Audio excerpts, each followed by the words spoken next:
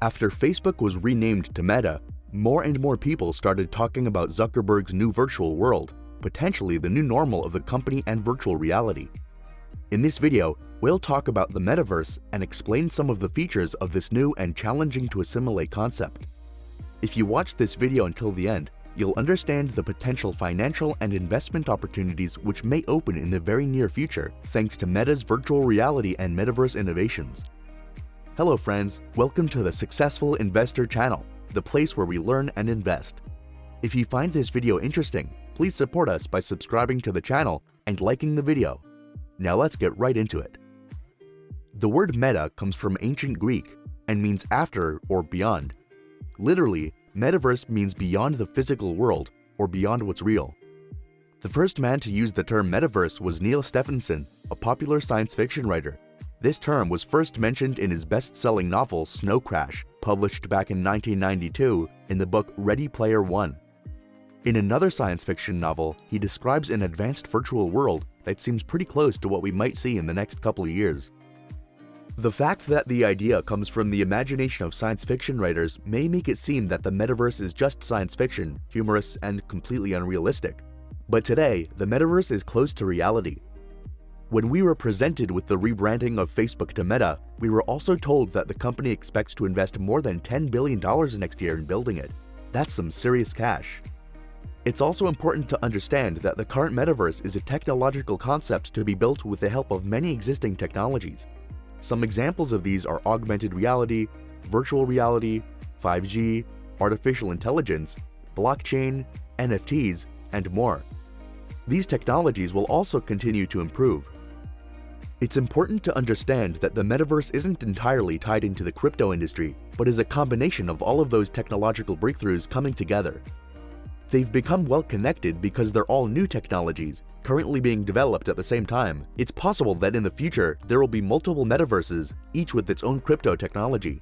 But that's not guaranteed or required, especially if the new metaverse is developed to work with as many as possible. It's also important to note that there isn't currently a specific definition of a metaverse. It could expand its definition to include more concepts and technologies that we're not currently aware of. There's no structure that clearly and precisely describes the characteristics that must be covered in order for something to be called a metaverse. But let's look at the three possible types: decentralized, centralized, and hybrid. A decentralized metaverse will inevitably have crypto technologies implemented and must be built on a decentralized blockchain that will store its information and data. The metaverse itself will also have to implement an NFT concept into it to make itself unique. For example, you can currently invest into pieces of virtual land.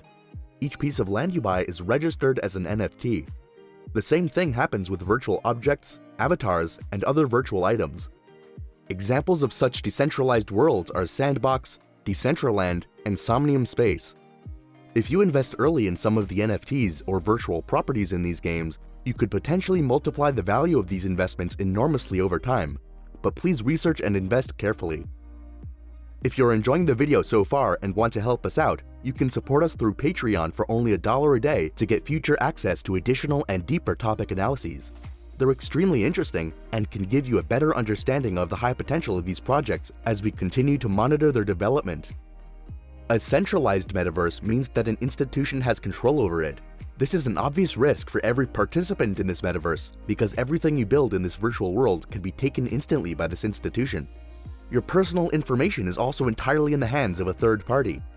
In such a metaverse, it is by no means necessary to have any crypto technologies such as blockchain, NFTs, or tokens. An example of such worlds can be Fortnite or Roblox. Players entering the game's meta-universes can still play inside, but might not own anything. At the current stage, according to Meta, their metaverse will not have crypto technology, but will resemble a game, making everything inside completely under their control. This of course may change, as Meta is still in the process of building this enormous project.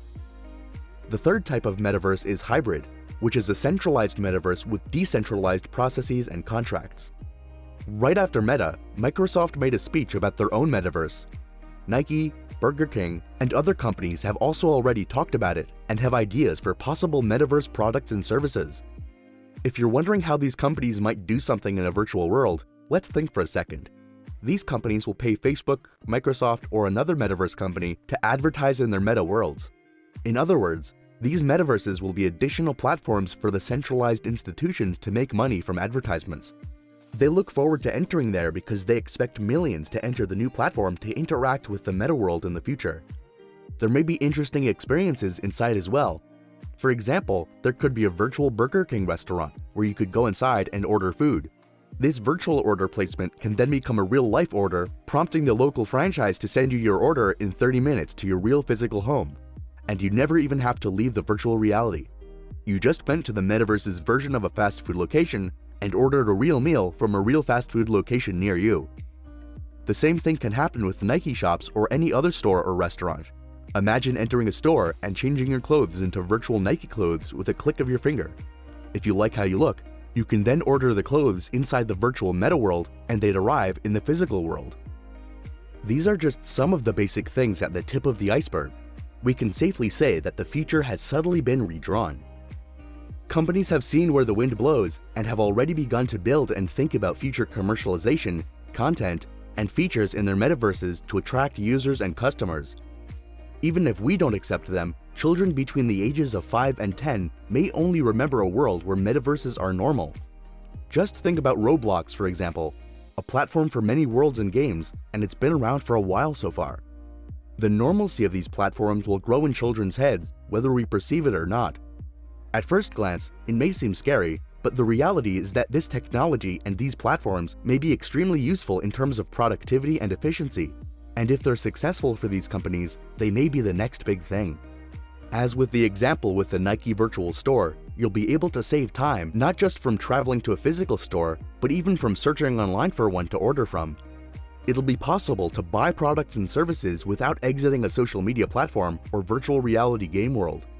It'll also be possible in time to go to the doctor for problems inside virtual hospital settings. Schools could hold many more productive classes, in which when children are learning about Egypt, they could enjoy the sights of modern Cairo, or learn about Japan while walking in a perfect simulation of Kyoto. Everything would be so realistic that it would seem just like the real world. All of this may have sounded like some kind of fiction in the 2000s, but now, this is near reality. We can be annoyed or deny the facts, but we could also accept this future and recognize the potential massive investment opportunities. We are currently just in the seed stage of this metaverse concept, but from real-world evidence, its potential is likely to be much greater than everyone currently thinks. Let's now look at some statistics that show what the potential growth is expected to be. This graph describes the future predicted growth. Currently, the size of the industry is estimated at around $150 billion. Yet this number is expected to jump up to over 1.5 trillion. This is 10 times the growth, or in other words, the growth is equivalent to a 29% CAGR, compound annual growth rate, for the whole industry. And this is over 29% per year for the next 9 years. There are very few industries in the world that will generate such growth. 1.5 trillion is a really huge number, and that would be one of the largest industries. It wouldn't be surprising that if in 10 years the size of the industry is even larger than that. The market capitalization is expected to increase over the next 4 years by about 3 times. This next graph shows information provided by Bloomberg in different colors, showing the different industries that'll be part of the metaverse. In purple are gaming software and ads. In yellow are live shows such as concerts. In orange are ads on social networks and VR and AR hardware devices such as VR glasses, and are described in blue-green. According to Bloomberg estimates, the size of this market will account for revenues of $800 billion per year after 3 years. However, their line of percentage growth is smaller compared to the other published analysis. According to traditional crypto investors, there won't be a real metaverse for at least the next few years, because in order to call something a metaverse, it must be completely decentralized and have a fully developed blockchain interoperability option. This is something that no one has yet achieved in any crypto-related project. Blockchain interoperability represents different blockchain systems' ability to communicate with each other. For example, you'll be able to transfer various virtual objects from one metaverse to another. There's no way to transfer your property from a decentralized metaverse to a future one built on Polkadot or Solana. Thanks for watching. I hope you enjoyed the video. In our training, The Language of Cryptocurrencies, we go through the blockchain interoperability and NFT topics in greater detail. We also analyze over 20 different crypto projects and many other blockchain-related topics. If you want access to more analyses and exclusive content, you'll find a link below in the description, as well as a link to our Patreon page. If you've learned something new and useful, please like the video, leave a comment, and subscribe to the channel. See you next video.